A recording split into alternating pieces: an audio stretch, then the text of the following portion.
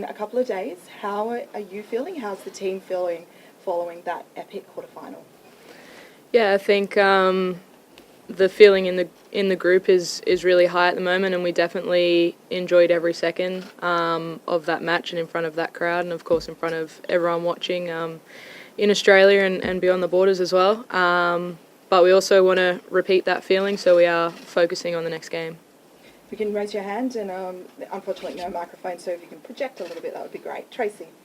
Tameka, I know that the focus is on game by game, but can you just give us a bit of a snapshot of your journey to get to this point, Matilda's journey, what it means to get to this point, and what you'd like the lasting legacy to be, no matter how far you go? Yeah, I think for this group that we have right now, the journey started probably over 2 years ago, with TG coming in and sort of building a group based on his sort of football philosophies, and then also coming into what we already had and sort of building together. And I think that process has taken us at least 2 years, and I think the timing of everything and the finer details falling into place, it's all happening now, which is really the pinnacle and the point that you want it to come together at. So I think it's been a long journey for us, and we're all still focused on that journey, and we don't want it to end until the very, very last whistle. But in order to get to there, we've got to stay focused on what we're doing right now. Tameka, you said on the weekend it was still too early to describe how special it was for the group.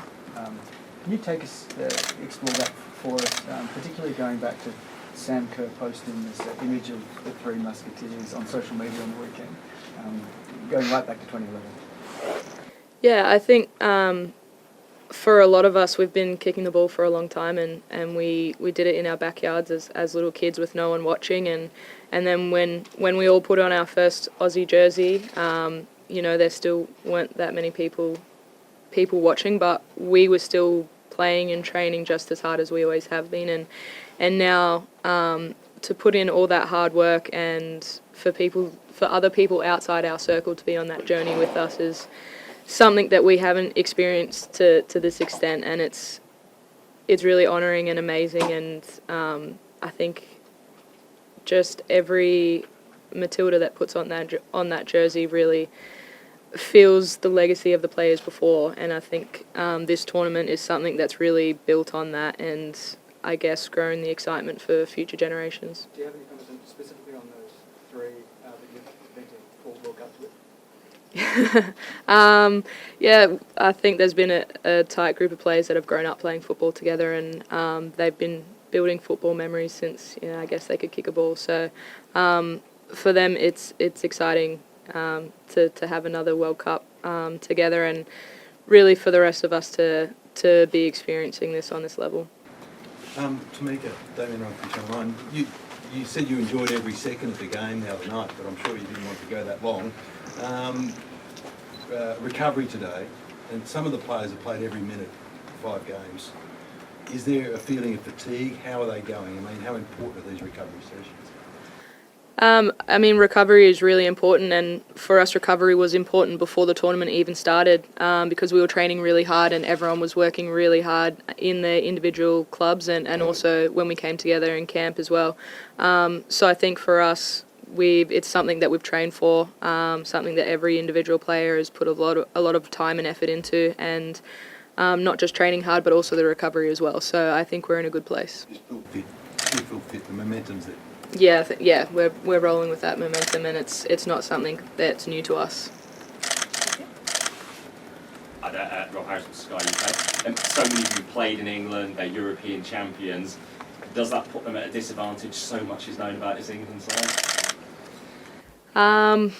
I think it all changes when you come into a major tournament, and the World Cup is the biggest tournament. So I think, even just getting out of a group stage in a World Cup is massive. So these knockout games are sort of a different game in itself compared to friendly games and sort of any other competition that you meet them in. This is next level. So I think it's a different game. What does facing England mean to you? Does that have a special resonance?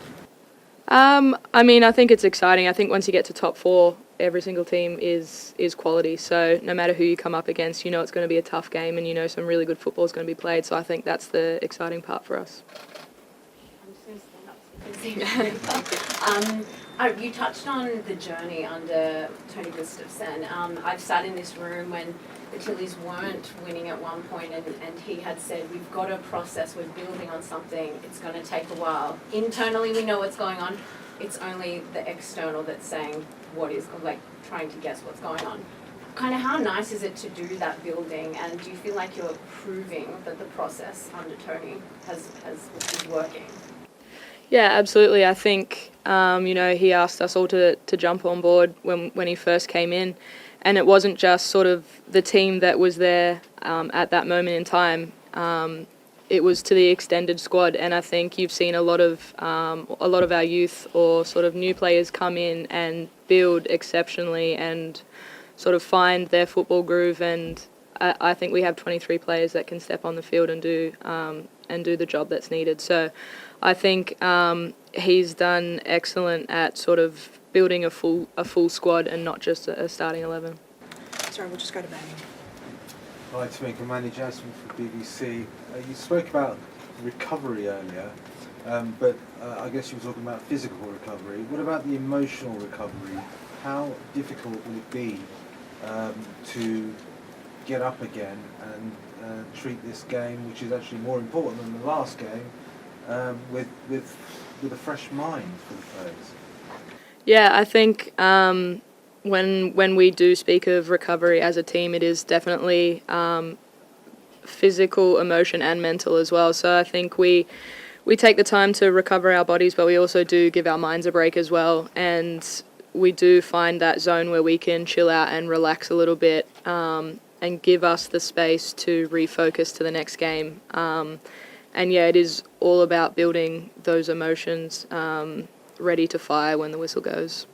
How have you done that? How have you chilled out? We have an amazing environment where we do have a lot of family that can be around us, and I guess we get to offload and feel the support of them as well. So I think that goes a long way. Just Tom. Tameka, you've covered a lot of more ground than every team bar one so far, and a lot of it at high speed. Your sprint numbers are off the charts as a team. Is that going to be a vital factor in the game against England? I think it's just part of our game. I think that's the type of quality that we have across our players, and I think from as long as I can remember, Matildas have always been a high-paced game, and we do look to use our weapons with their speed as well. So I think it's definitely been a major part of our game in this whole tournament, and will continue to be. Sorry, I've got time for 3 more questions to make us. So we've got down the back, down the front, and Amy over here. Thanks. Nadine Razak, SBS News. This is a pretty extraordinary time for Australian football. You were mobbed at the airport, you mobbed at the hotel, you would have seen the fans waiting outside. How is the camp going with processing all of that noise? Are you blocking it out? Are you allowing some of it in? Talk me through the process. Yeah, I think there are times that we definitely allow it in and want to feel the same experience that everyone else does. And then there are other times that we do sort of look back just into our circle and refocus. And I think we kind of know what to listen to and what not to listen to now. And the support that we've felt around us from everyone has been absolutely amazing and something that we definitely welcome. But we do have a really nice sort of tight environment where we can sort of switch that out and focus. So your focus is today about focusing and switching that out? Yeah, I think today is really about recovery in all aspects of recovery, and tomorrow will probably be a little more intense in just sort of keeping it within our circle, and then game day is about sharing it with everyone. So yeah, I think that's a process from now. Hi Tameka, Australia's still the only team to beat England under Serena Wiedmann.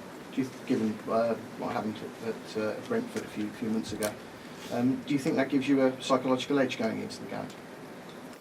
I think, as I touched on before, that was a friendly game, and yes, we do take something out of it. But at the same time, we're into knockout games in a World Cup, so it's a completely different game, and I think we won't sort of let the result of that last game that we played them sort of get in the way or alter sort of our tournament mode. Final question to Amy. Hi, Tameka. You've had to show a lot of resilience in this tournament. You was your captain for the first game, but you had died in against Canada, the longest penalty shootout this tournament's ever seen. Where does that kind of mental toughness come from, and what do you think you've kind of shown to this tournament in terms of that mental toughness throughout it? Yeah, I think that's part of our jersey. When you put it on, we really do sort of emulate that never say die attitude, and that's something that's instilled with us from a young age, and continuing on with competitive football. I think that's something that you've got to have that edge before you even put the Matildas jersey on, and I think that's definitely something that all Aussies get behind, and yeah, it's something that we take great pride in is that attitude.